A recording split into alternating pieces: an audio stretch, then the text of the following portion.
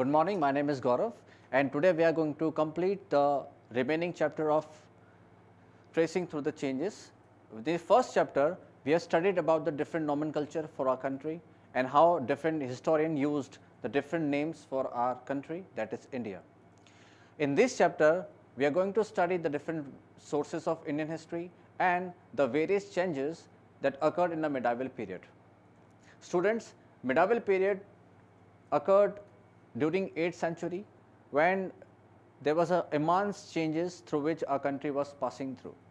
What are these changes and what are the sources of history then? We are going to study about it. So, let us understand first the various features of the medieval period. Well, students, in this period a very small or very big kingdom simultaneously ruled in India, and this big kingdom used to be ruled by a super king.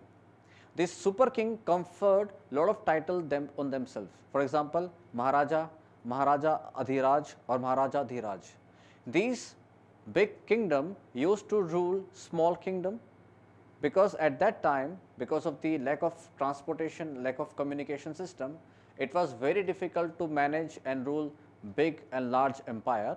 So, this Maharaja used to give small feuds to small kings, and this small king used to assist this Maharaja or Maharaja Adhiraj in battles, in wars, and they used to give them small taxes, revenues and gift. But this system had some problems.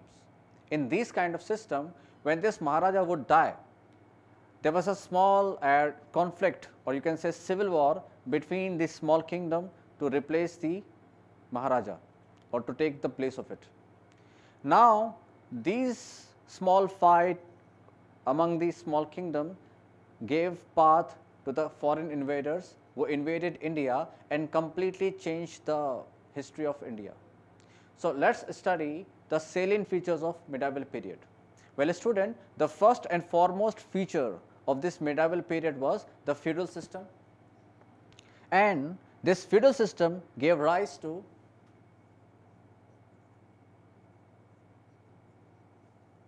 small or big Rajput kingdom. Now, as I said, these small kingdom used to fight with each other. So, this gave to rise of tripartite struggle between between Rashtrakutas, between Gurjar Pratiharas and Palas. So, tripartite struggle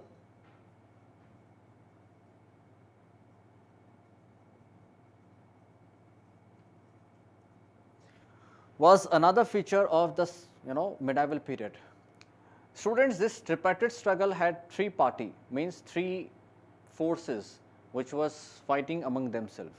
These forces were Gurjara Pratihara, who used to rule the large kingdom of let us say Gujarat, Rajasthan, some part of Madhya Pradesh, Chhattisgarh, and Rashtrakutas, which used to rule the kingdom of Maharashtra and southern India, and the Palas, who used to rule in Bengal area, Odisha area of today.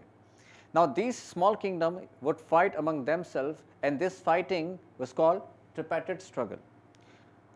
Gurjara, Rashtrakutas and Palas would fight among themselves, and this fighting gave sharply decline to their resources and their power.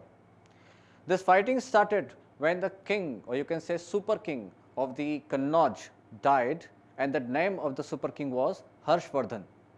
So, after the death of Harshvardhana, these small kingdoms started fighting with each other, and this fighting gave the the space, and through this various spaces the foreign kingdom invaded India. So, you can say invasion of Turks,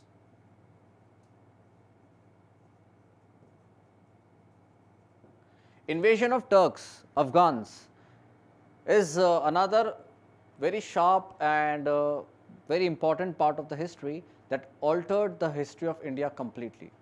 Student, the first attack of Turks, or you can say Afghan, or you can say Arab, was in 7th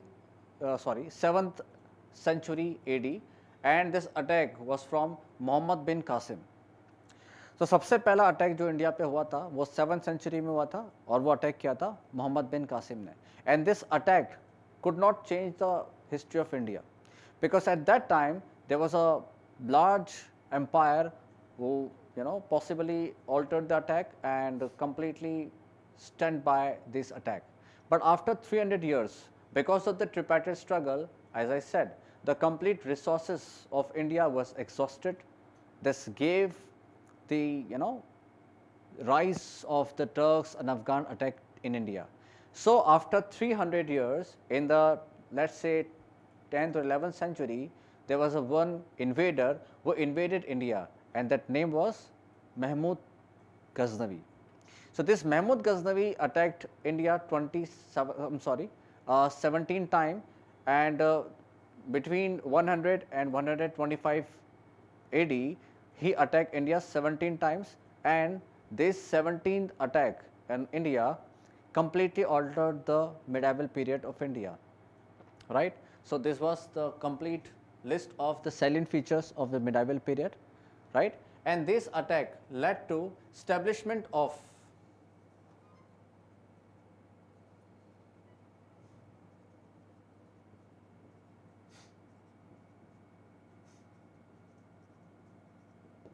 Sultanate. So when the Muhammad Ghori finally attacked in India, he left a slave behind him, and that slave, Qutbuddin Aibak, first became the Sultan of India, and then he established the Delhi Sultanate. Well, Delhi Sultanate had a very long age, and after or you can say in 1526, the Delhi Sultanate automatically collapsed because of the invasion of Mughals, and this war was called the First Battle of Panipat, and this First Battle of Panipat established the Mughal Empire in India. So establishment of Mughal Empire,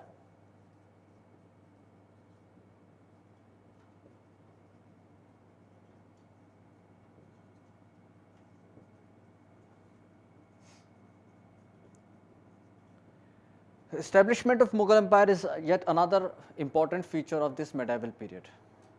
So you can see, because of these small changes, because of these small features, India's history got completely altered, and now we are going to study the different sources through which we can study about this kingdom, Sultanate period and the Mughal period.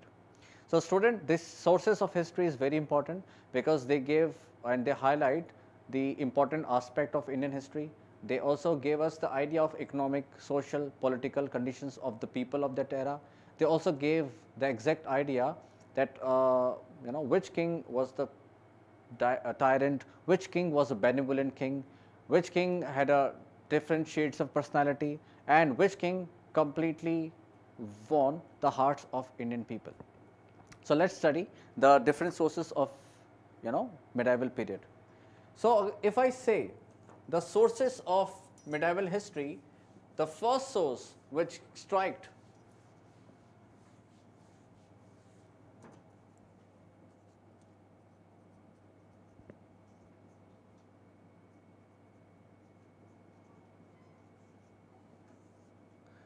so the first source that come in my mind is architecture.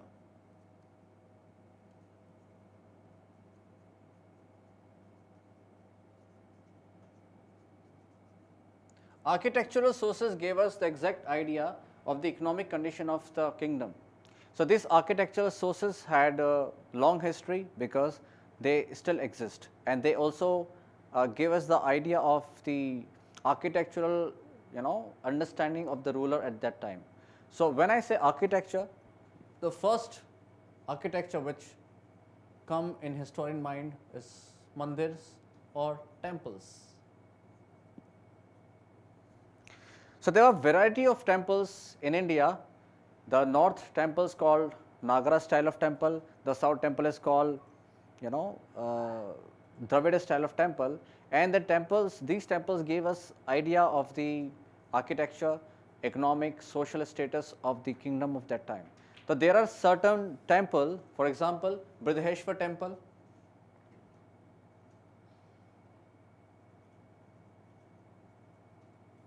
Brihadeshwara temple is in Tanjore.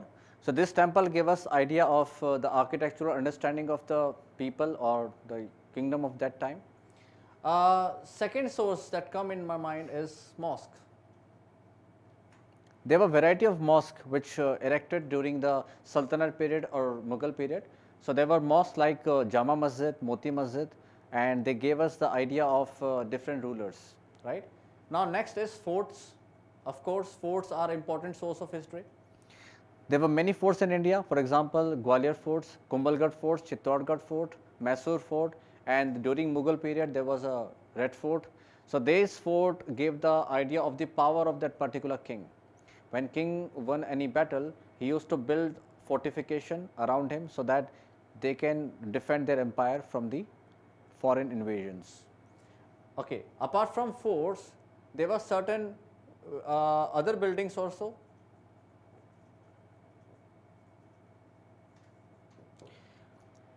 This building used to be erected by the kings when they came out victorious. For example,